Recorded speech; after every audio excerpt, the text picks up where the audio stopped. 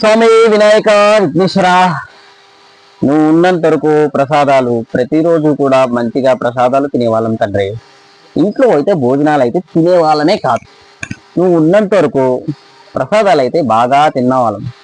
ఇప్పుడు నేను తీసుకెళ్ళి జలదిలో వదిలేస్తారు, మళ్ళీ ప్రసాదాలు ఎత్త స్వామి వినాయక. ఏమిరా బాలరాజు, ఏమిరా ఉపయోగం దేశానికి నీ వల్ల? ఏదన్నా పని చేసుకోరా బేవకు.